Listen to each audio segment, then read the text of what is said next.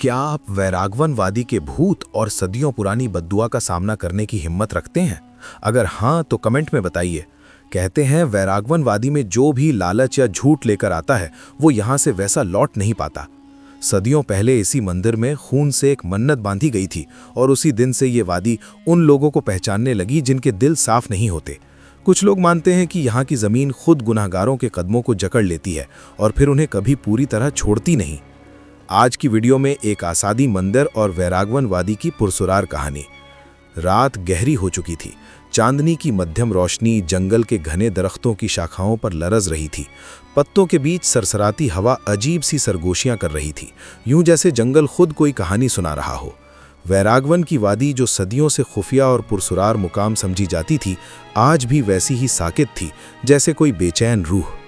Summer और उसका दोस्त विनय, जो इतिहास के तालिब थे, उस वादी के बारे में बरसों से सुनते आ रहे थे।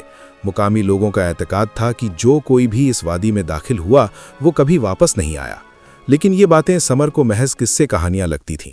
विनय उसी गांव का रहने वाला था, उसका बचपन इन्हीं कहानियों को सुनते गुजर गया था। मगर जब वो तालीम के लिए शहर के कॉलेज में दाखिल हुआ तो उसकी सोच का जाविया भी बदलने लगा। इतिहास उसका पसंदीदा मौजू था। कदीम लोग और मुकामात के मुताल्लिक जानना उसका शौक था। उसने कभी भी उस वादी के बारे में फैलने वाली अफवाहों पर यकीन नहीं किया। वो हमेशा से उस राज को खोजना चाहता था जो इस वादी के हवाले से मशहूर था। उसका दोस्त समर भी उसी की मानिंद सोचता था। हॉस्टल में दोनों एक ही कमरे में रहते थे। एक बार बातों बातों में विनय ने वैरागवन वादी के आसाब के बारे में बात की तो समर भी उसमें दिलचस्पी लेने लगा।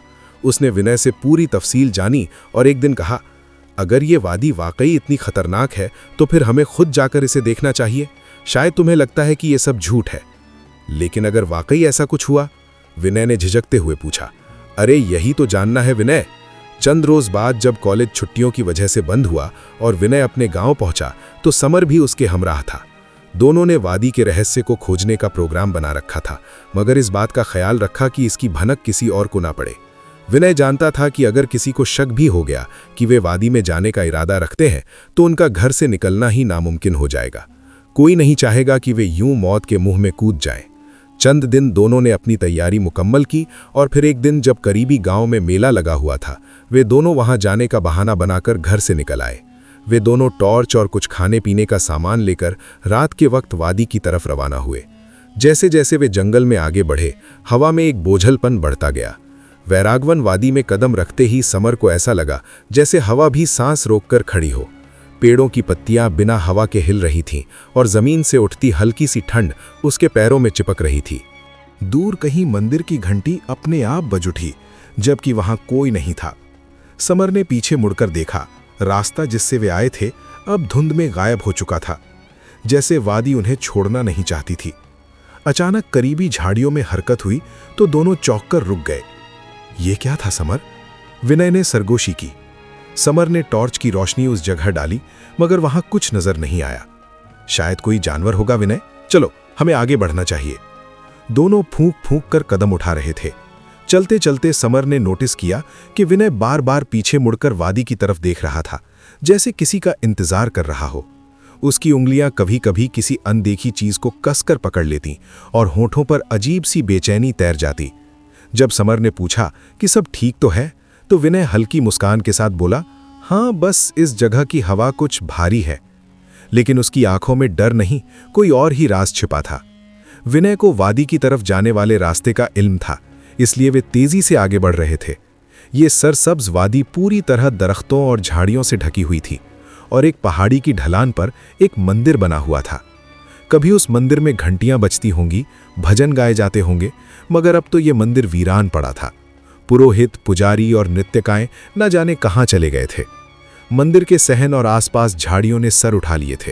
इमारत टूट फूट का शिकार थी और ज्यादातर हिस्सा घास फूस और झाड़ियों की जद में था।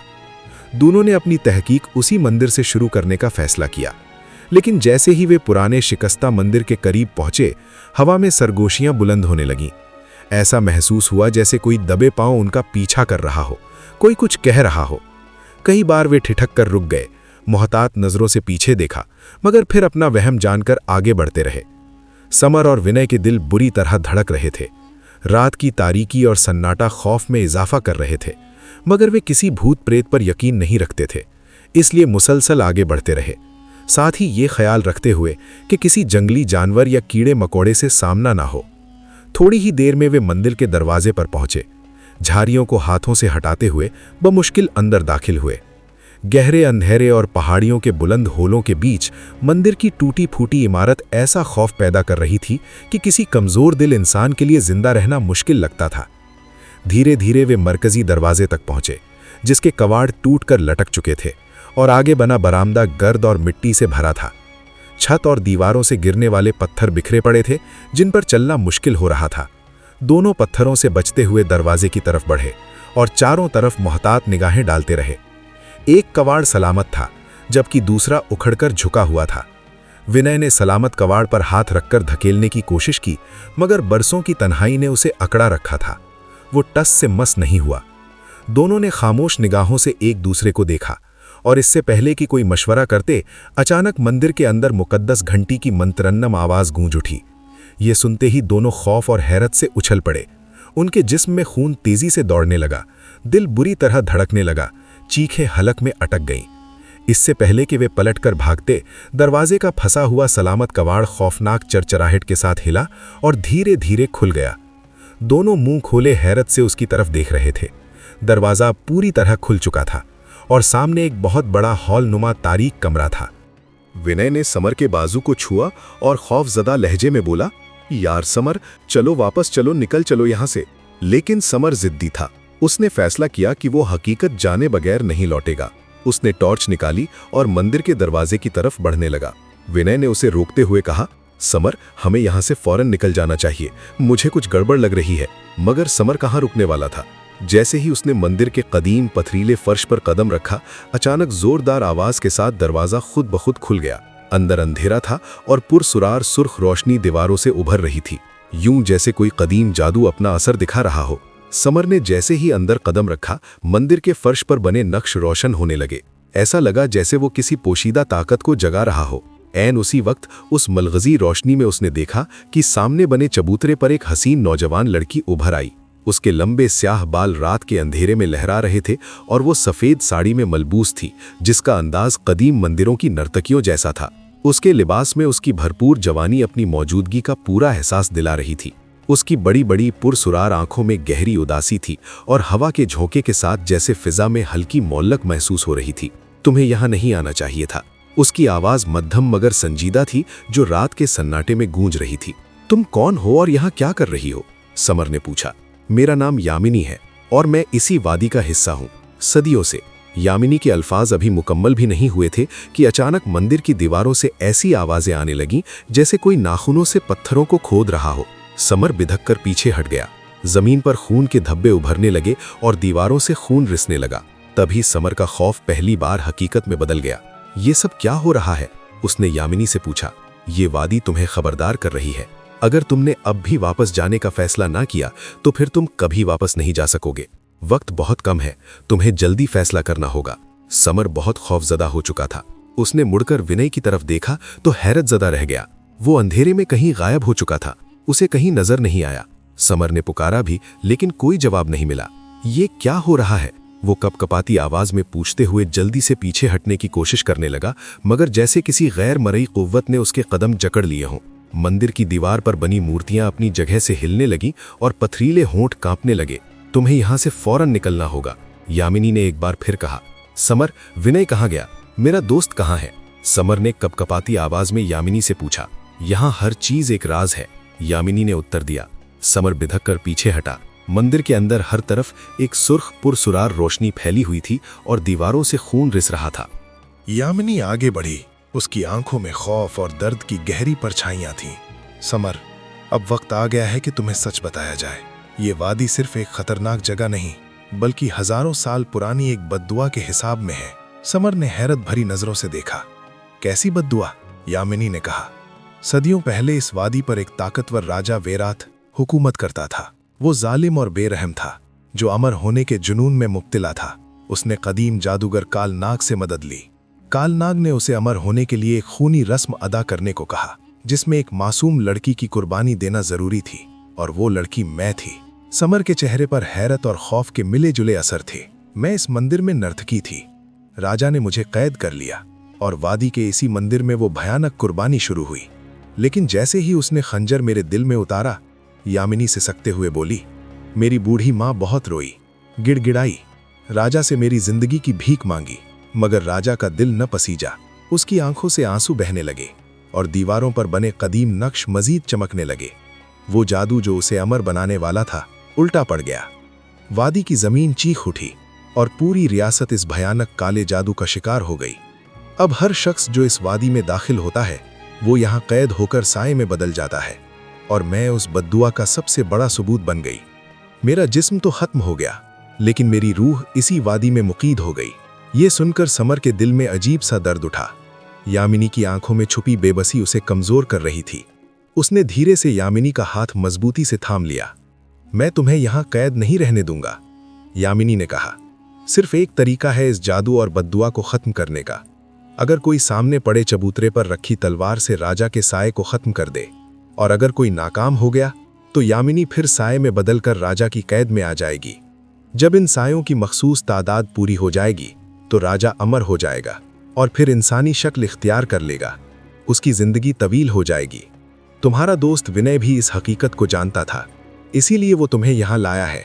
विनय का नाम सुनकर समर चौंक उठा। इससे पहले कि वो कोई रद्दे अमल करता, पीछे से मानूस आवाज गूंज उठी। ये दुरुस्त कह रही है समर। समर और यामिनी ने चौंक कर पीछे देखा। विनय दरवाजे पर खड़ा था। उसके चेहरे पर पुरसुरार मुस्कुराहट थी। वो धीरे धीरे उनकी तरफ बढ़ रहा था, जैसे कोई पुराना राज खुलने वाला हो। समर ने हैरत से पूछा, विनय यार तुम कहाँ चले गए थे? मैं तुम्हें हर जगह तलाश कर रहा था। विनय ने बेनियाजी से कंधे उचकाए। मैं तो यहीं था समर, तुम्हारे साथ, मगर तुमने मुझे नहीं देखा। यामिनी के चेहरे पर अजीब से तासुरात थे। वो बोली, समर तुम वो चाबी हो जिससे ये वादी दोबारा जाग सकती है। इसीलिए विनय धोखे से तुम्हें यहां लाया है। ये सुनते ही समर के जिस्म में सर्द लहर दौड़ गई। तो विनय ने मुझे धोखा दिया है? वो जरे लब बुड़बुड़ाया। यामिनी ने आहिस्ता से सर हिलाया। हाँ, और अब तुम्हें फैसला करना होगा समर। या तो इस वादी का जादू हमेशा के लिए खत्म हो जाएगा, या फिर तुम भी साए में बदल जाओगे और उनमें शामिल हो जाओगे जो आज भी राजा वैरात की कैद में है। जब उन सायों की मखसूस तादाद पूरी हो जाएगी तो राजा वैरात का जादू मुकम्मल हो जाएगा। जो नामुकम्मल रह गया था वो एक बार फिर जिंदा हो जाएगा और हमेशा के लिए अमर भी हो जाएगा। ये जानकर समर के दिल की धड़कन तेज हो गई। अब सवाल ये था कि वो क्या करे। उसने मुड़कर विनय की तरफ देखा। विनय के चेहरे पर एक जहरीली मुस्कुराहट रेंग रही थी। मैं यहां सिर्फ एक वजह से आया हूं, और वो वजह तुम हो समर। इन अल्फाज के साथ ही मंदिर की दीवारें लरजने लगी और काली परछाइयां दीवारों से निकलकर हवा में लहराने लगी। यामिनी ने समर का हाथ पकड़कर पीछे हटाया, मगर विनय ने अपना एक हाथ फिजा में ऊपर उठाया और एक कदीम मंत्र पढ़ना शुरू कर दिया।